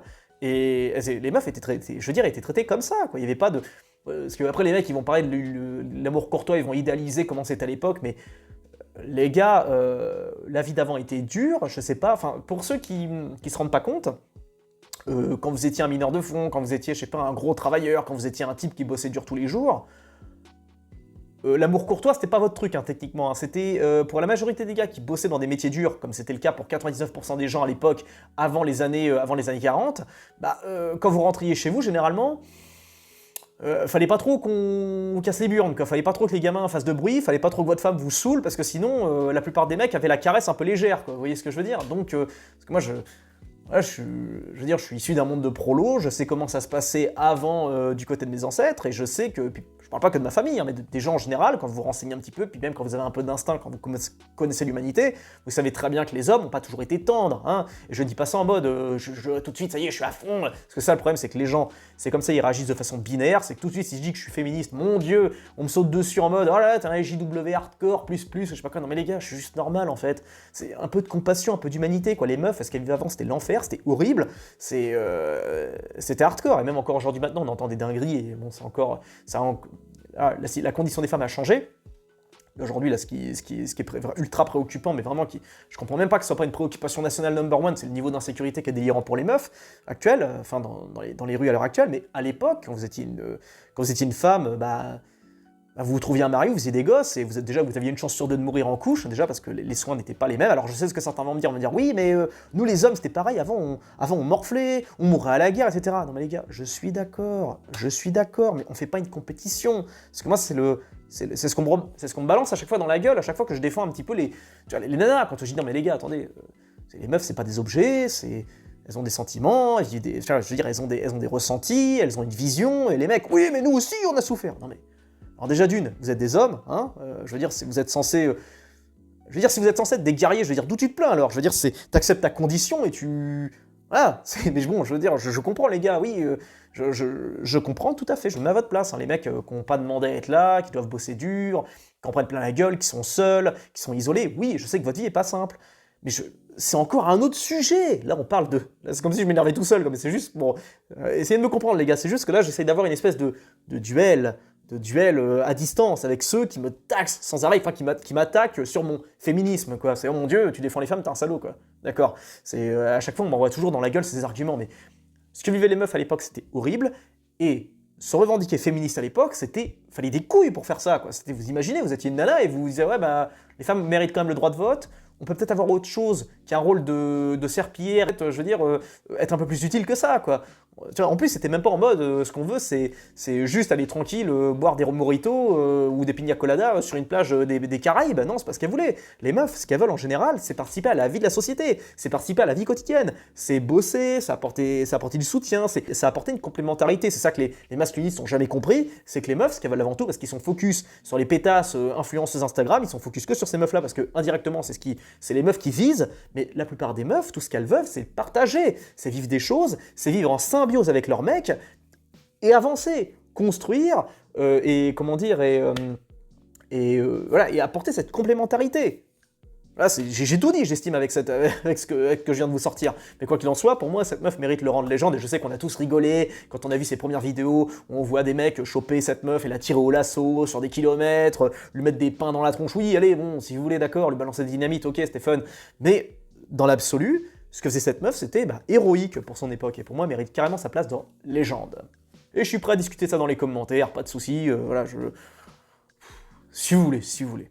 Falco, alors lui, je vais le mettre dans Gâchette de l'Ouest, hein, et puis il était marrant, c'est le Mexicain qui est isolé avec ses quelques potes près d'un glacier, c'était original. C'est les mecs vraiment, les mecs ils étaient vraiment traqués de partout, quoi. Ils sont planqués dans la neige pour être tranquilles, donc vous avez un duel avec lui, vous n'avez pas d'autre choix que de le buter, il me semble. Donc voilà, il mérite sa place dans Gâchette de l'Ouest, parce qu'il est envoyé, il fait partie de la team là, avec Calloway, tout ça. Sadie Adler, je vais la mettre dans Cowboy, quoi, franchement, parce que Sadly, je ne peux pas supporter ce personnage, quoi. Parce que c'est vraiment... déjà, c'est sa voix, parce que la meuf, plus elle avance dans le jeu, plus elle se transforme en mec, quoi. Mais sauf que là, c'est cliché, quoi. Je déteste Sadie Adler, elle est mignonne, elle est très belle, mais elle a un rôle... Déjà, sa voix, elle force trop sur sa voix. Vraiment, j'ai l'impression de voir un bonhomme, quoi. Dès qu'elle porte un pantalon, ça y est, elle est super badass, indestructible, elle bute plein de mecs, elle veut se venger de Driscoll et tout, ce qui est compréhensible. Enfin, je veux dire, mais ça là, c'est poussé c'est poussé à mort, quoi. Et malheureusement, le personnage, je le trouvais trop caricatural, et c'est ce qui, quelque part, c'est un peu pour moi un des personnages qui est les plus mal faits du jeu, quoi. Parce qu'elle est trop cliché. Alors après, il y a des meufs ultra badass, hein, j'en ai connu, hein, des nanas qui ont peur de rien, des nanas qui ont fait de la boxe, tu vois, ça existe. Cependant, j'aime pas le perso parce qu'il est trop caricatural, voilà, c'est tout. Enfin, c'est pas que je l'aime pas, mais c'est que, bon, jamais dans Cowboy, parce que quand t'es forcé et tout, des fois, je m'attendais presque à la voir se gratter les burnes, quoi. Ça, c'est la sœur de l'éleveur de porc, donc je vais la mettre dans... Attends, où est-ce que j'ai mis son frangin? Dans Bandit, normal, hein, celle que, voilà, c'est... Ouais, quand on les voit tous les deux, c'est particulier, hein, c'est... Oshea Matthews, lui je le mets dans... Je vais pas le mettre dans Légende, ni dans Brave. Parce qu'il est pas tellement cool en fait, en réalité, Oshea, tu vois. On porte, tu vois, je veux dire, on a une certaine forme d'amitié pour lui et presque d'amour pour lui, parce que c'est un peu le gars à l'ancienne qui est sage, etc. Mais moi, il y a un truc qui m'a choqué avec lui, c'est quand vous allez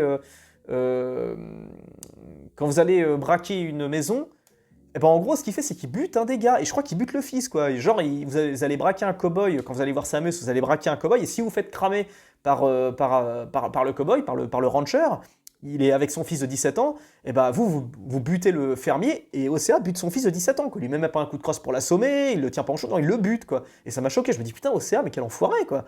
Attends, j'ai cru en toi, quoi. Je pensais que t'étais un bon gars, puis finalement, je m'aperçois que t'es pas si cool, quoi. Donc je mets dans Bandit. Même si je sais que c'est un bon gars avec de la sagesse, qui veut justement épargner ses gars, allez, je vais le mettre dans Brave quand même. Allez, de mon angle personnel, je le mets dans Bandit. De toute façon, c'est un mec de la bande, hein, donc forcément, il mérite sa place dans Bandit. Mais de l'autre côté, je le mets quand même dans Brave, parce que c'est le type qui a de la sagesse, qui veut se retirer avec les gars, qui veut prendre soin de son groupe. Allez, je vais être sympa, parce que je sais que vous le kiffez, donc je vais le mettre dans Brave. Miss Grimshaw. Je la mets dans Légende. Parce que franchement, la meuf qui accompagne le groupe de Dutch, qui a un passif assez triste, d'ailleurs j'en parle également dans ma vidéo sur les femmes de Red Redemption, elle me touche, Miss Grimshaw, elle a pas d'enfant, elle est dure avec les filles, elle est dure avec le groupe, mais au moins le groupe, le camp, il est nickel, et comment dire, en fait c'est qu'elle prend soin des gens, en fait, elle prend soin des filles, elle est dure avec elles justement pour que le camp fonctionne, pour que ce soit carré, et plus le temps passe, et plus on a de la compassion pour elle, même si on en a... Parce qu'elle est cool avec vous, elle est cool avec Arthur, c'est une vraie femme, et comment dire, je pourrais la mettre dans Victime, parce que la pauvre finit de façon absolument tragique. Mais pour moi, c'est une légende, quoi. Sans elle, le gang aurait implosé depuis longtemps, quoi. Ça aurait été l'anarchie, ça aurait été le bordel. Voilà, donc 1000 respects à Miss Grimshaw, grand personnage. Alors lui, il me fait marrer, c'est le gars qui vient taper pas une embrouille, mais qui vient un peu emmerder Arthur quand vous allez boire un coup avec Lenny. Et lui, je le mets dans pas d'avis, même s'il est drôle, quoi. C'est parce qu'il y a Arthur qui discute avec Lenny, et je sais pas, le mec fait, il se fout de sa gueule, et puis t'as Arthur, be quiet, buddy, tu sais, et puis vous avez le choix de lui casser la gueule, lui mettre un coup de pression, ou juste lui dire, bon monsieur, s'il vous plaît, foutez le camp. C'est assez marrant, quoi, assez rigolo comme personnage. T.E. Jackson, alors elle, je vais la mettre dans pas dans victime, parce que mine de rien, elle se démerde pas mal, et puis elle s'en sort, par rapport à Karen, par exemple. Je vais la mettre dans brave, parce qu'elle refait sa vie après le gang, elle galère bien avec les frères Foreman, elle fait un gosse et tout, elle entretient le contact avec John. Je la mets dans brave. Bon, dans brave, ouais, c'est ça. Puis voilà, puis c'est une meuf qui en soi, c'est pas une meuf qui est dans l'action, mais au moins elle se bouge, quoi. Après, c'est du même niveau presque d'Elizabeth Gaskill, mais Gaskill a ce côté un peu plus fragile, un peu plus doux, donc je la mets dans victime, mais Tilly, je la mets dans brave, elle est entre victime et brave. Ah, c'est une victime directe, hein, c'est le mec là, à qui Arthur va mettre un coup de pression, là. Ah, c'est vous qui étiez à Blackwater Weren't you in Blackwater a few weeks back? Me? No, sir. Ain't from there. Oh, you were. Well, I definitely saw you with a bunch of fellers. Me? No. Impossible. Listen, buddy, come here for a minute. I saw you. Come here. Come on, get! Dans Valentine, quand le gars, c'est comment il s'appelle déjà Jimmy Brooks, voilà ça. You okay, partner? No. No, I am not. I'm a mess. Well, you ain't dead. There is that. Jimmy Brooks. I think it's best for both of us if we pretend this never happened. Well, I agree. You saved my life. You're a good man, and here. You want a pen? It's one of them steel ones. Oh. That's very kind of you. But I'm not a good man, Jimmy Brooks. Not usually. You see, I was in Blackwater. I killed people. And maybe I should have killed you. Should I have killed you, Jimmy Brooks? Me? I never saw you. Not now, not never. I think we have an understanding. Of course we do. Jimmy Brooks. I will remember that. I've got a good memory. Et qu'elle régale, quoi, cette scène, quoi. C'est le coup de pression qu'il lui met, ça a beau être un jeu vidéo, j'ai l'impression d'être devant un film, quoi. Puis le pauvre gars. Bon, finalement, il ferme sa gueule, donc c'est un bon gars. Il a su tenir sa langue. Mais je le mets quand même dans victime, parce que bon, c'était un pauvre gars. Qui c'est qu'on a d'autre, là? Ah, on a là, c'est le... Pas d'avis, c'est le taulier de l'hôtel de Valentine. C'est toujours marrant de le voir. Lui, ce gars, c'est le militaire qui essaie de sauver les Indiens, donc je le mets dans brave, il est cool. Là, on a qui? C'est Tommy. Tommy, c'est le mec qui se frite la gueule avec les gars dans le bar de Valentine. Je vais le mettre dans brave parce que c'est un solide. C'est le solide de Valentine qui se bastonne avec Arthur. Arthur lui met quand même une branlée. Mais voilà, c'était cool de le voir. Tommy, le gros colosse de Valentine. Qui c'est qu'on a là? C'est qui celle-là? J'ai pas d'avis, c'est une meuf. J'ai pas spécialement d'avis, je vais me rappeler plus tard, mais j'ai pas d'avis sur cette meuf, de toute façon, même elle m'a pas spécialement marqué. Cette go, qui c'est? Ah, c'est la meuf qui s'occupe de Magnifico, là. Qui fait comment dire, les trucs au théâtre de Valentine, pas d'avis. Alors ça, c'est dans le bled, dans le village où il y a tous les mecs qui ressemblent, ça ressemble un peu au film Délivrance, là, tous les rednecks hardcore qui sont dans leur petit village, là. Le mec qui fait son banjo, le pauvre gars, il a pas de chance, quoi. Je vais le mettre dans victime, hein, parce que d'un côté, c'est presque une légende, parce que le mec, il surclasse sa condition de mec qui est complètement ravagé par la nature, qui est vraiment pas gâté, puis le mec, il fait son banjo, tranquille, il vit sa life, il demande rien à personne, il a une tête bizarre, et il ressemble un petit peu au mec de Laurel et Hardy, le gros, là, sauf qu'il a un corps difforme. Allez, je le mets dans les jambes, parce qu'il est marrant, dès que vous allez dans le village, vous le voyez faire son banjo. Qui c'est qu'on a? Bill Williamson, que j'aime bien, c'est pas un bon... Je le mets dans brave, parce que le mec, il a une réputation d'abruti, ce qui est le cas, mais le mec, il a vécu la guerre, il a vu des dingueries, il a fait des dingueries, il a subi des dingueries, et j'ai du mal à le détester, parce que c'est un peu la victime du groupe, tout le monde se fout de sa gueule, alors que pourtant, c'est pas spécialement un mauvais gars, qui cherche pas à être méchant envers qui que ce soit. Je le mets dans brave, parce que j'aime bien le personnage, malgré tout. Colm O'Driscoll, voilà, c'est vraiment le rat de compétition, c'est le chef de O'Driscoll, vraiment aucune pitié, c'est vraiment l'ordure suprême, quoi, qui bute la femme de Dutch, qui est sans pitié, qui torture le pauvre Kiran, lui et ses hommes, bref, lui comme tous les O'Driscoll. Javier, je l'aime bien, je le mets dans... Même si c'est un bandit, je le mets dans brave, parce que bah, il est courageux, il va chercher John avec Arthur, c'est pas un mec qui rechigne à l'effort, alors je sais que dans le 1, forcément, il se fait traquer comme pour Bill Williamson, mais les mecs, ça fait je sais pas combien de temps qu'ils sont sur la route, ils peuvent pas toujours tout faire bien, mais c'est un gars que j'apprécie quand même, parce qu'il est courageux, il est déter, je l'aime bien. Ah Lindsay Warford, alors Lindsay, c'est... je crois que c'est Lindsay ou Leslie Warford, c'est un des... Je le mets dans Bandit, c'est un des gars un des confédérés de Lemoyne que vous allez chercher avec Arthur dans l'espèce de fort abandonné. Et ça m'a fait marrer quand Arthur arrive, Leslie Warford, are you under arrest? Et puis le mec se ramène avec tous ses potes, là, ça c'était cinématique, c'était génial. Encore un cadeau de Rockstar, cette scène, ce passage. Sean, je sais plus comment, Sean McGuill, l'Irlandais insupportable que je mets dans Bandit, vraiment je n'aimais pas ce perso, le chien fou qui est toujours à parler, toujours à jacter, bon c'est l'âge, hein, qu'est-ce que vous voulez, les jeunes, mais j'aimais pas trop ce perso, le pauvre il finit mal, il finit avec la tête, il finit avec un trou comme ça, quoi, dans la tronche, voilà, c'est le crush de Karen Jones, mais je l'aime pas, c'est pas que je l'aime pas, mais c'est que voilà, je le mets dans Bandit parce que c'est un bandit, quoi. Qu'est-ce que le wallpaper de 28 jours plus tard vient foutre ici? Lui, c'est qui? Lui, je crois que c'est le gars qui... c'est Bandit, c'est le pote de comment ça s'appelle, de Mika. Alors, je le mets dans Bandit parce que c'était pas spécialement mauvais gars, c'est le mec qui est tout petit, qui a une tête de rat, pour le coup, qui lui ressemble vraiment à un rat, mais je veux dire, génétiquement. Et il fait... Alors, je crois que je l'ai pas mis dans l'autre, dans la tier list, mais il a son pote avec lui, un balèze, qui ressemble comme deux coups de dos à Gérard Depardieu, quoi, qui a des tatouages et tout, qui est super badass. Il ressemble à Gérard Depardieu quand il avait 35 ans, quoi. Et il bosse avec lui, quoi. Alors lui, c'est le batelier qui emmène Dutch et son équipe chez Bronte. Je l'aime bien, je le mets dans Brave, parce que le mec, il fait son boulot, il s'occupe de ses écrevisses, il vit parmi les alligators, il essaye de s'en sortir comme il peut, puis il aide Dutch à monter en l'air Bronte. Voilà, on le voit pas beaucoup, il parle pas beaucoup, mais il a une présence assez suffisante pour marquer les esprits. Can I call in that favor? What do you need? You know Angelo Bronte. Well, exactly.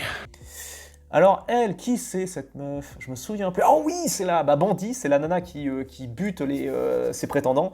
C'est le shérif de Valentine qui vous envoie la choper. Et donc cette nana-là aurait plusieurs morts à son actif. Abigail, je la mets dans Légende. Abigail Marston. Alors attendez, il faut savoir que Abigail, c'est à la base... C'était un des crushs d'Arthur. Dans son journal intime, Arthur explique qu'il aurait bien voulu se foutre avec Abigail. Et Abigail est peut-être une des plus badass de toutes les meufs du camp. Parce que c'est Nana, c'est une ancienne prostituée, elle a vécu des dingueries, elle n'a pas été vraiment très préservée, elle a fait un gosse avec John, enfin on se demande si c'est vraiment son gosse.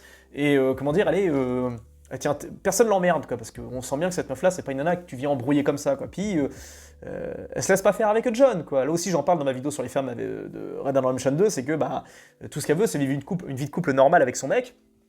Et le truc, c'est qu'elle se retrouve embarquée dans cette vie de hors-la-loi, mais elle tient bon, elle s'occupe de son gosse, elle fait ce qu'elle peut, puis voilà, elle reste forte mentalement, donc je la mets dans Légende. C'est qu'on a là, John Marston, je le mets dans... Là, on va prendre en compte le 1 et le 2, donc je vais le mettre dans Gâchette de l'Ouest, parce que c'est quand même un bon tireur. Je le mets pas dans Légende spécialement, même si je sais qu'il mérite sa place, même si je sais que beaucoup d'entre vous, il mérite sa place de Légende, mais... pour moi, il a perdu énormément en intérêt dans Red Dead Redemption 2, je suis désolé, les gars. Je sais qu'il y en a parmi vous qui sont hyper fans du premier, mais je considère qu'il est tellement moqué, mais sans vergogne par Arthur, il est tellement victime par Arthur que...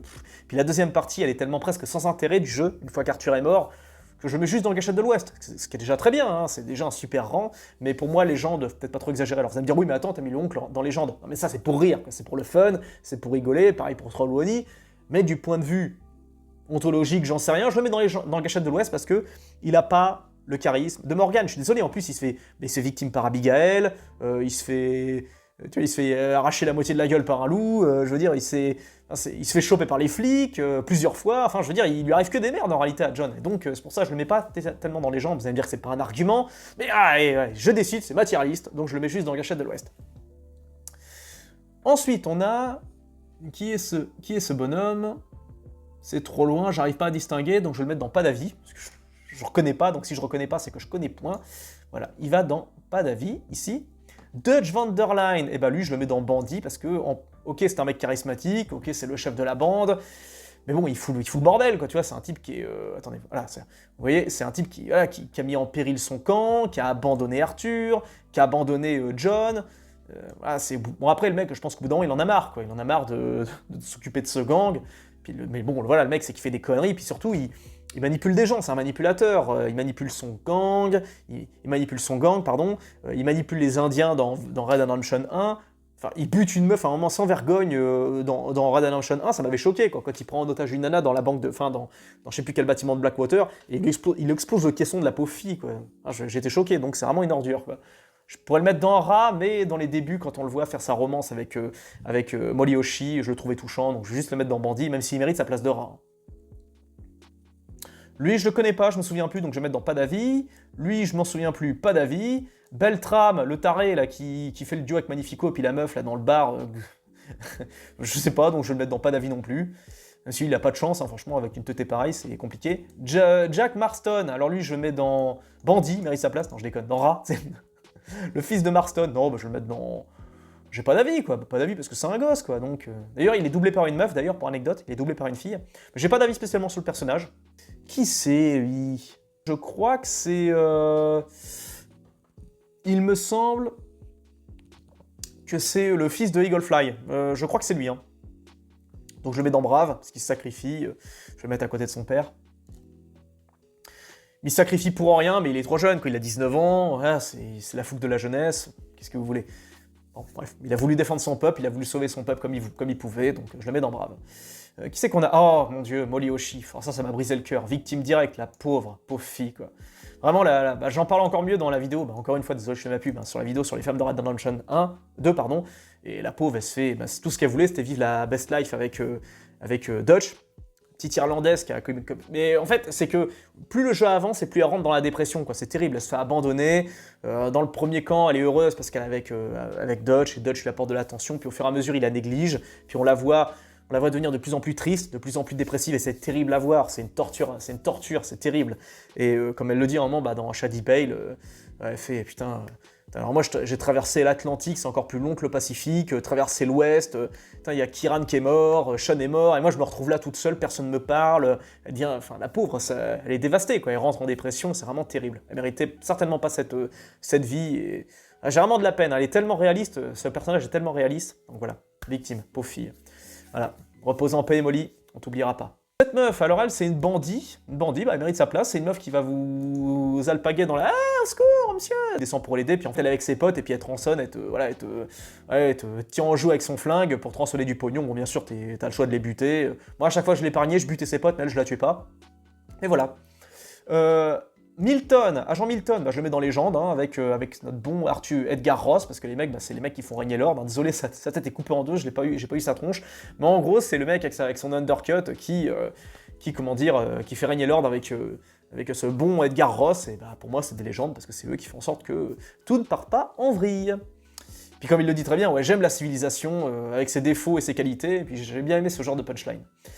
Là, on a l'homme aveugle, hein, bah, j'ai pas spécialement d'avis, je pourrais le mettre dans Légende pour rigoler, mais on va pas exagérer, donc je vais le mettre dans pas d'avis. Peut-être dans Brave à la rigueur, parce que c'est un pauvre gars qui est tranquille avec qui est aveugle et qui... Help a blind man! Avec sa petite... à chaque fois, je lui donnais toujours une petite pièce pour qu'il me raconte ses délires, là. Voilà.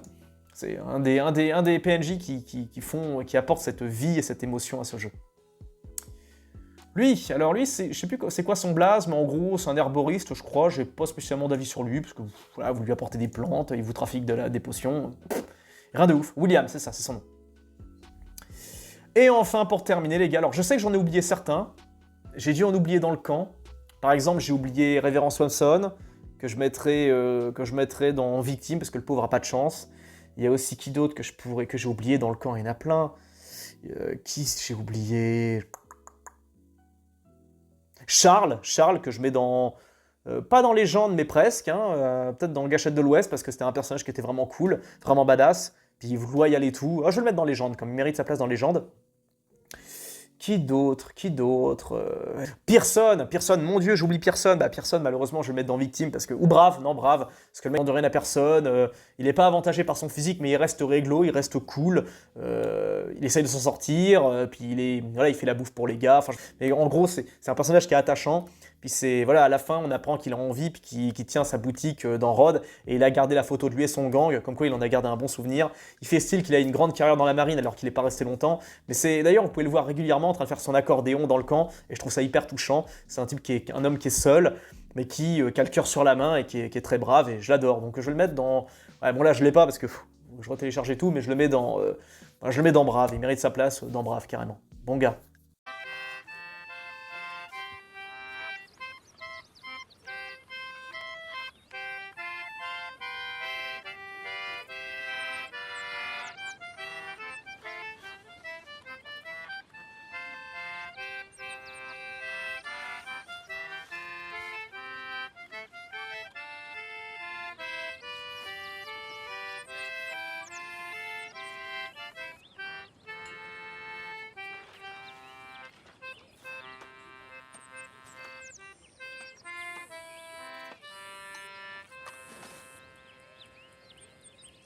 Il y a d'autres personnages que j'oublie, mais bon, on va rester là-dessus. Enfin, non, il y en a un que j'oublie. Parce que j'ai décidé de garder le meilleur pour la fin. Forcément, vous vous doutez bien. Arthur Morgan. Naturellement, je le mets dans... Non, je déconne. Non, je vais le mettre dans... dans Légende, forcément. On va le mettre à côté de Strauss, tiens. Légende. Parce que Arthur, c'est vraiment le... Ah bah, je peux pas... Si, voilà. Arthur, Légende, c'est personnage unique, personnage exceptionnel. Encore une fois, je vous invite à regarder ma vidéo sur le tragique destin d'Arthur. Personnage vraiment où il y a tant de choses à dire, personnage où il y a tant d'émotions qui ont été dégagées par ce qu'il a incarné, par ses aventures, par sa tragédie. I had a son.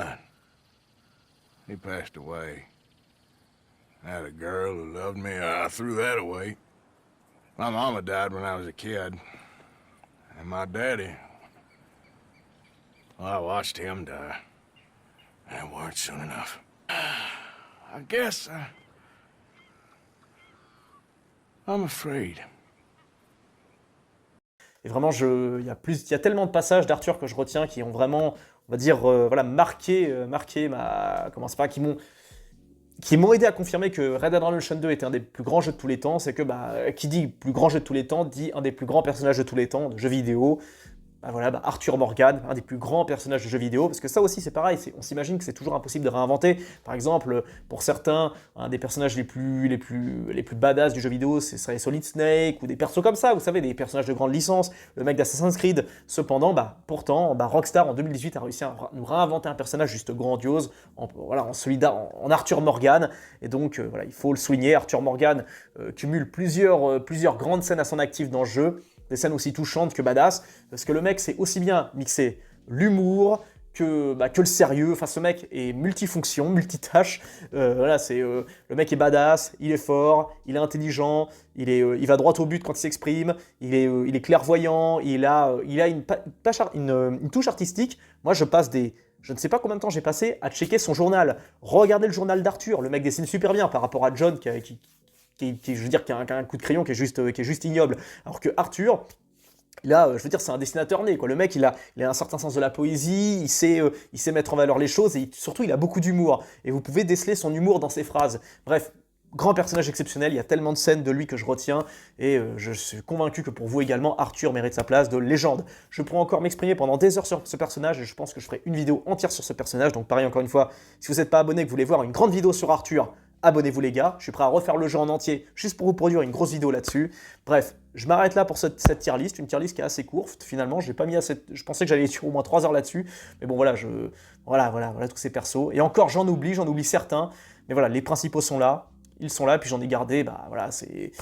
Peut-être qu'un jour je ferai une autre tier list, spécialement sur les membres du gang, spécialement sur les membres des forces de l'ordre, spécialement sur le Red Dead Redemption 1, je ne sais pas. En tout cas, voilà, c'est pour moi cette tier list de Red Dead Redemption de Sacha Vici. Encore une fois, je me répète, je suis désolé, mais j'ai pas le choix, si je veux que la chaîne évolue, je suis obligé de le dire. N'hésitez pas à vous abonner à la chaîne, à regarder mes autres vidéos, faites-vous plaisir, je parle d'absolument tout sur cette chaîne, il y a des critiques, des rétrospectives, des analyses. D'ici là, je vous dis à très bientôt, prenez bien soin de vous car c'est le plus important, plein de bisous à tous, ciao.